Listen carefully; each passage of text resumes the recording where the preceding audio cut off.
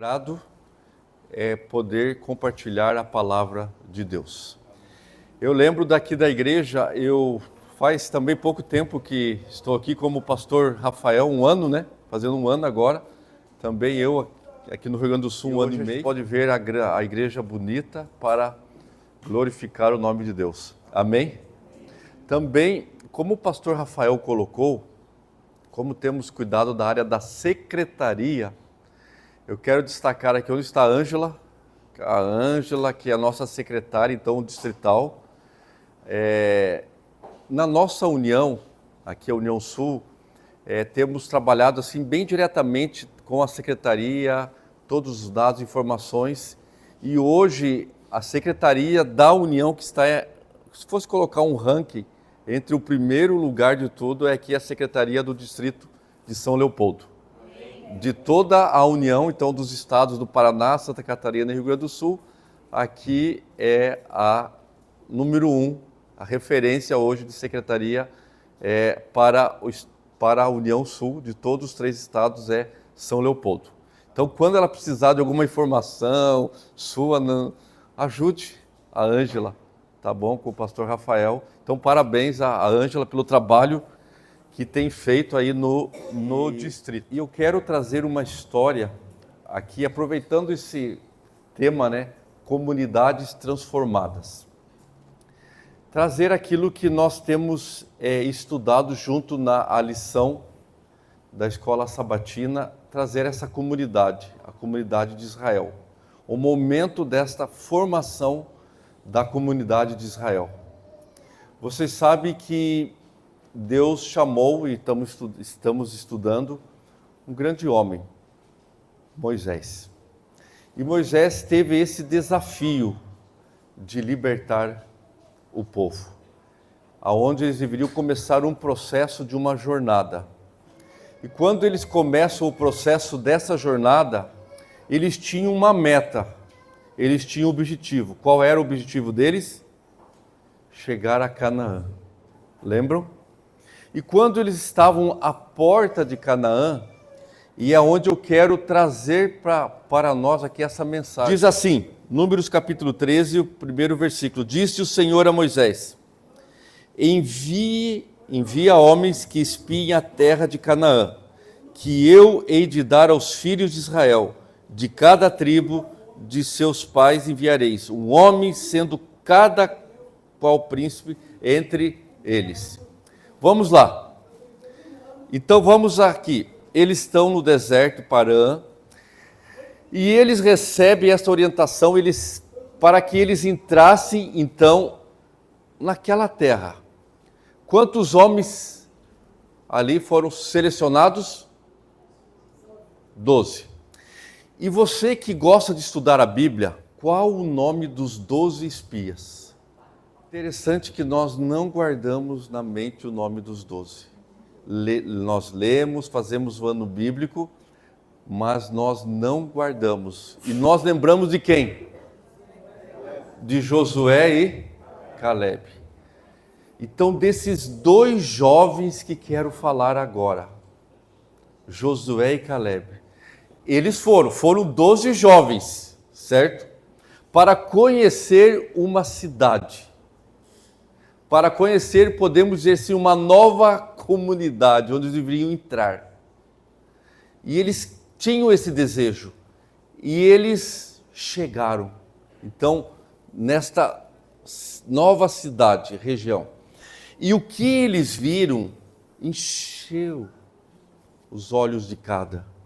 Tanto que quando eles chegaram lá em Canaã, olha o que diz ali, lá no versículo 20. Também, então Números 13 e 20, também qual é a terra, se fértil, estéril, se nela há matas. Então foram conversando. E aqui diz assim, assim subiram, espiaram a terra desde o deserto de Zin até o Reob, a entrada de Amate. E subiram pelo Negueb, vieram até Hebron, estavam ali em Amã, tem o nome das cidades. Versículo 23. Depois vieram até o vale de Escol e dali encontraram um ramo divide com um cacho de uvas, o qual trouxeram 2 homens numa vara, como também romãs e figos. Então eles começaram a olhar os detalhes daquela cidade onde eles chegaram. Chega um momento onde a palavra de Deus nos diz que Moisés e Arão e todo aquele povo, eles estavam aguardando o relato daqueles 12 jovens. E quando você começa agora a ler o versículo 25, nos diz depois de quanto tempo? 40 dias eles retornaram. Versículo 26, caminharam e vieram a Moisés e Arão e a toda a congregação dos filhos de Israel no deserto de Parã, a Cádiz. Deram-lhes conta e a eles toda a congregação mostraram o fruto da terra. E agora começam a relatar. E nesse momento do relato, o que acontece? 10 jovens, 10 espias, apresentam àquele público um relatório negativo. E eles começam a falar negativamente. Nós não vamos conseguir, porque a terra que nós fomos é uma terra fortificada. São cidades grandes. Lá também moram quem? Gigantes. Vai ser difícil conquistar. Quando começa esse relatório negativo, em seguida, quem se levanta? Calebe. Lá no versículo 30, diz assim: então Calebe fez calar o povo perante Moisés e disse: subamos, vamos, porque a terra é nossa, Deus vai nos dar. Mas naquele interim, continua o relatório negativo. Tanto que quando inicia-se o capítulo 14, você vai ver que a congregação começa a chorar, a murmurar, e começa a reclamar. Mas quando chega ali, o versículo seguinte, o versículo 6, quem se levanta agora? Josué. E diz assim: e Josué, filho de Num, e Calebe, filho de Jefoné, dentre os que espiaram a terra, rasgaram as suas vestes. E falaram a toda a congregação dos filhos de Israel, dizendo: a terra pelo meio da qual passamos a espiar, ela é uma terra muitíssimo boa. E Josué: se o Senhor se agradar de nós, então nos fará entrar nessa terra, e Ele vai nos dar. Ou seja, 10 vão para o lado negativo, e 2 foram realmente apresentar condições de entrar à terra. Vamos lá, algumas lições para nós e algumas perguntas. É interessante, quando você estuda o livro de Deuteronômio, você vai ver que porque quando eles chegam, eles vão direto a Moisés e dizem assim: Moisés, a terra que você nos enviou. Eles estão culpando a quem? A Moisés. Mas lá em Deuteronômio, você vai ver que eles pediram para entrar. Detalhe, tudo que eles viram lá em Canaã, nada seria novidade. Porque Deus, desde o início do chamado de Abraão, ali desde o propósito, desde o ensinar da aliança, ele disse: a terra mana leite e mel.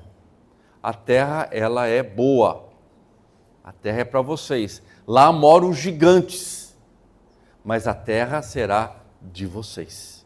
Eles já sabiam como funcionaria e como era a terra, mas eles querem achar um culpado. E eles encontram, quando retornam, Moisés: a terra que você nos enviaste, muitas vezes nós erramos, mas nós queremos achar um culpado. Nós temos a tendência de terceirizar.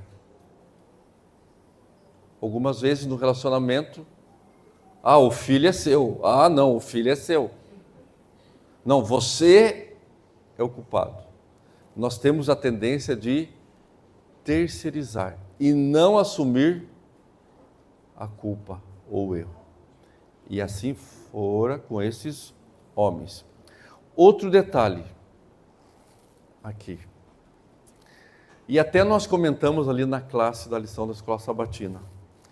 A questão de olhar muito para o lado negativo que não vai dar certo. Quando você lê o livro Patriarcas e Profetas, você vai ver realmente a ira daquele povo, a manifestação, quando eles aceitam e acreditam do lado negativo. E nós temos a tendência muitas vezes de ir facilmente para o lado negativo. Quer ver um exemplo? Há pouco tempo atrás, eu estava fazendo uma compra pela internet e comecei a ler. E o preço estava bom e as pessoas falando bem daquele produto. Mas chegou um momento ali que eu vi alguém falando mal. Falando mal daquele produto. O que aconteceu? Falei, peraí, acho que tem alguma coisa errada. Mais 30 pessoas falando bem. Uma falou mal. E nós somos, às vezes, induzidos ao lado negativismo, pensando que não vai dar certo. Não vai dar certo, porque o outro já tentou, não deu, é assim mesmo, é dessa forma. E aqui, Josué e Caleb, eles querem mostrar àquele povo que eles deveriam ir à terra prometida, porque Deus havia colocado uma promessa. Mas o grupo falou, não vai dar certo, já deu errado uma vez, é difícil. Foram para o lado do negativo. Mas o grande ponto que eu quero trazer aqui para nós nessa manhã é uma pergunta que certa vez fizeram.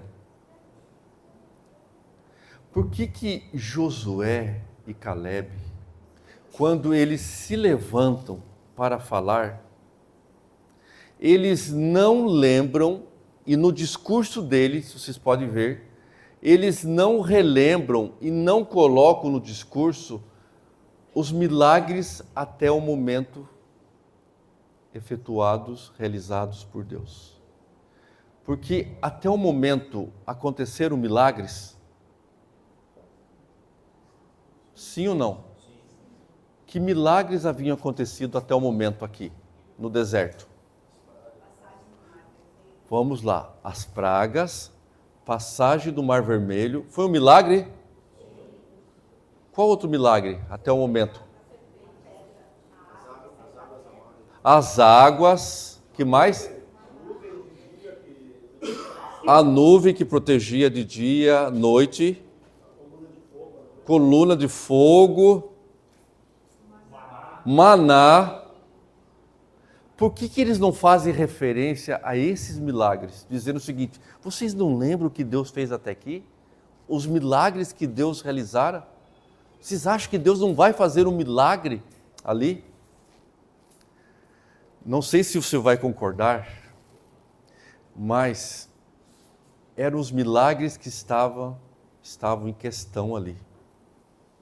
Eles não fazem referência aos milagres do discurso, porque na realidade, o ápice de tudo eram os milagres.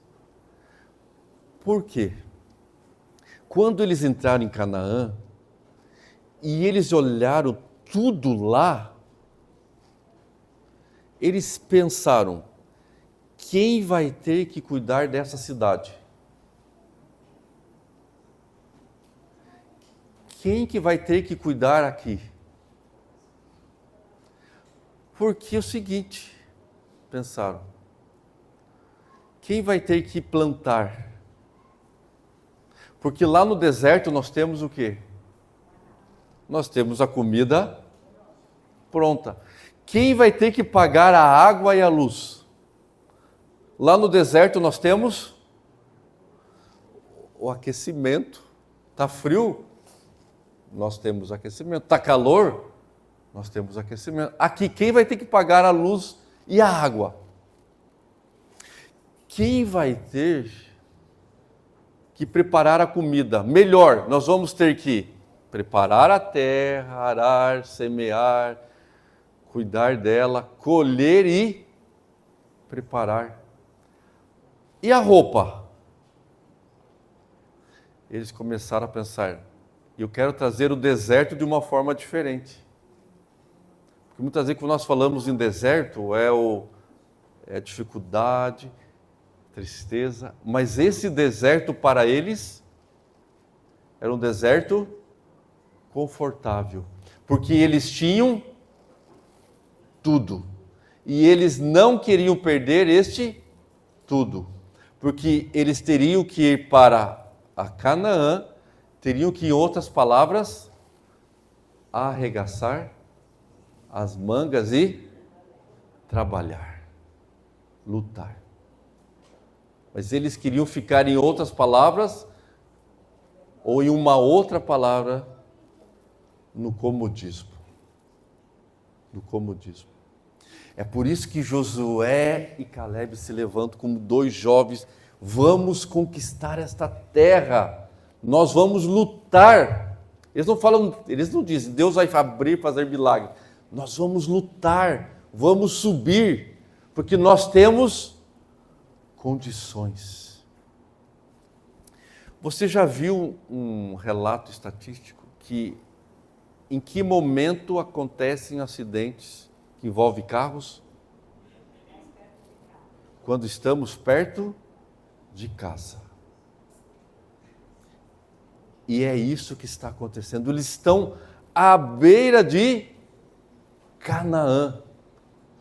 Mas começa a entrar a questão do comodismo. Por isso que estava em jogo ali era a forma como eles estavam se relacionando com o poder de Deus. Porque o ápice ali não devia ser o milagre, mas sim a forma de como Deus capacita para poder trabalhar. E eles não entenderam. Josué e Caleb, com Moisés e Arão, entenderam. Por isso que nós temos que tomar o cuidado. Por tudo que tem acontecido em nossos dias, nós temos a certeza de que estamos perto da Canaã celestial. Só que o que não pode acontecer? Nós morrermos às portas de Canaã, o ceder. Por qual motivo? Pelo comodismo. É bom você chegar na igreja no sábado, num frio, e a igreja estar aquecida? Sim ou não? Sim, mas teve alguém que teve que levantar cedo e fazer esse trabalho. E alguém pode pensar, por que eu vou querer ajudar? Sempre tem alguém que vai fazer. Porque é muito bom estar sentado. O comodismo é bom.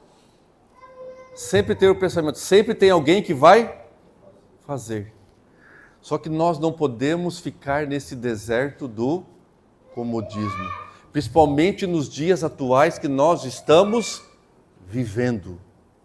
Por isso que nossa mente, quando eu perguntei, nome dos 12 espias, mas nós lembramos de Josué e Caleb. E nós precisamos ter esse espírito desses dois jovens. Vamos, subamos, porque a terra é nossa.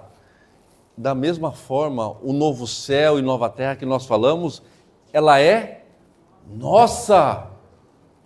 Mas nós temos que arregaçar as mangas. e não depender só de uma pessoa, de duas pessoas, é porque eles fazem. Não. Eles tinham que entender, aquele povo, que Deus os capacitou com dons. E os dons deles, eles iriam usar para a conquista de Canaã. Quem iria plantar? Deus iria capacitar e capacitou-os depois. Você pode ver durante a história. Para aquele para plantar, para colher, aquele que ia produzir a roupa. E é o mesmo dia, os dias nossos hoje. Nós temos capacidade, só que nós não podemos ficar num comodismo. E o que mais me entristece, e eu trouxe aqui, quero ler, Patriarcas e Profetas, lá na página 394, olha o que diz aqui. Os inimigos de Israel, que antes haviam esperado com tremor a aproximação daquele poderoso exército. Em outras palavras, eles estavam esperando o exército de Israel chegar, porque eles estavam com medo. Diz assim: inspiraram-se de confiança para lhes resistir. Todas as notícias que tinham ouvido concernente às coisas maravilhosas de Deus, que Deus operara pelo seu povo, consideravam agora falsas e entendiam não haver motivos de receio. Aquela primeira derrota de Israel, inspirando os cananeus com coragem e resolução, aumentara grandemente as dificuldades da conquista. Em outras palavras, eles ouviram bastante do Deus dos israelitas. Mas quando chegou o momento, eles olharam e falaram: o quê? É esse o povo que fala de Deus? Mas eles não vivem a confiança do Deus. Foi o próprio testemunho dos israelitas que o levaram, que conduziram à derrota. É da mesma forma hoje. Nós entregarmos um livro de esperança, mas nós não vivemos a esperança. É da mesma forma eu falar que o sábado é o dia do Senhor, mas eu vivo o sábado somente pela manhã quando estou à igreja.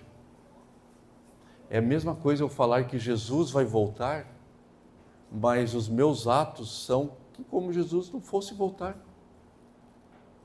É isso que aconteceu aqui.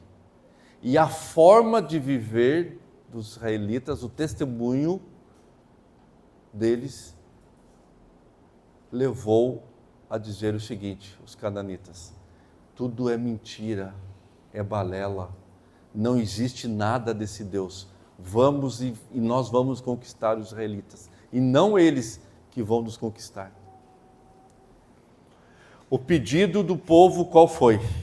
Dos israelitas naquele momento, com Moisés, Arão, Josué e Calebe. Qual foi o pedido deles? Permanecer no deserto. E o que aconteceu? Deus atendeu o pedido. Diz assim: nada restava a Israel senão recuar da face de seus vitoriosos adversários para o deserto, sabendo que ali deveria ser o túmulo de uma geração inteira. Eles pediram para ficar no deserto, então eles ficaram no deserto. E ali morreu toda uma geração. A nossa geração de hoje não precisa morrer nesse deserto do comodismo. Essa nossa geração não pode morrer. Eu acredito que com os nossos próprios olhos nós vamos ver Jesus Cristo voltar. E não outra geração, mas esta geração aqui Nós não podemos deixar mais uma geração morrer nesse deserto do comodismo. Mas nós temos que ser essa igreja que vai à frente, que vai subir e que vai demonstrar que quer conquistar a Canaã celestial. Não somente uma pessoa, não somente um grupo, mas toda essa igreja, toda essa família. Nós não podemos deixar essas crianças que aqui estão, esses jovens, a nós, adultos, deixar morrer nesse deserto. Não. Nós temos que ser a geração que virá Cristo. Que irá ver Cristo voltar. Eu acredito nisso. Você acredita? Você acredita? E eu quero fazer esse desafio a você, meu irmão e minha irmã, dos dias que estamos vivendo, todo esse contexto. Vamos não só falar entre nós que Cristo vai voltar, mas vamos anunciar que Cristo realmente vai voltar às outras pessoas. Não precisamos deixar que vizinhos, amigos pensem, não, ele fala, mas não vive. Vamos viver realmente aquilo que a Bíblia nos fala, com o poder de Deus, com o pedido do Espírito Santo, mas não podemos ficar num deserto do comodismo. Não seja você esta pessoa. E eu quero fazer esse desafio, para que possamos transformar. Sabe qual comunidade? A primeira delas é a nossa, é a sua casa, é a nossa casa, é a nossa vida. E depois, a igreja transformada, para transformar outras pessoas. Você aceita esse desafio? Não é somente o pastor Rafael, não é somente o ancião. Não, somos todos nós. E a nossa geração vai ter esse privilégio de entrar em Canaã, de entrar na terra prometida, vendo Cristo voltar. Sabe por quê? Porque nós escolhemos não ficar no deserto do comodismo e ir à frente, arregaçar aqui as mãos, as mangas, né? E trabalhar para o Senhor com aquilo que o Senhor deu de presente para nós, que são os nossos dons. Que Deus te abençoe como igreja em você aceitar esse desafio. Eu fui comprado pelo Rei do Universo, que enviou seu Filho para viver mais perto de mim, mostrar no mundo caminho para casa, só por me amar intensamente. Na cruz entendo teu amor, caminho para casa, só por me amar intensamente. Amém? Lembre-se, você vai sair daqui com o pensamento de que você é a geração que vai ver Cristo voltar. Amém. E que você vai usar aquilo que você sabe fazer de melhor. É o sorriso, o abraço, é o pregar, é o cantar, é o dar estudo. Para que comunidades sejam, pessoas sejam transformadas. Amém. Querido Deus, aqui está a sua igreja, que estão famílias, pessoas. Nós vivemos dias difíceis, onde são sinais que estão acontecendo de que o Senhor está perto de retornar. Por favor, Senhor Deus, nós queremos nos colocar em suas mãos, que possamos, como igreja, como teus filhos, sair do comodismo mas viver realmente o milagre de poder transformar vidas. Que o Senhor continue capacitando através do poder do Espírito Santo, principalmente as pessoas que queremos entrar em contato, que elas vejam Cristo em nós. Amém. E que elas possam aceitar esse Evangelho eterno. Amém. Estamos à beira, Senhor, de Canaã, que possamos, ó Deus, permanecer fiéis à Tua palavra, aos Teus ensinamentos. Nosso muito obrigado, em nome de Cristo Jesus. Amém. Amém.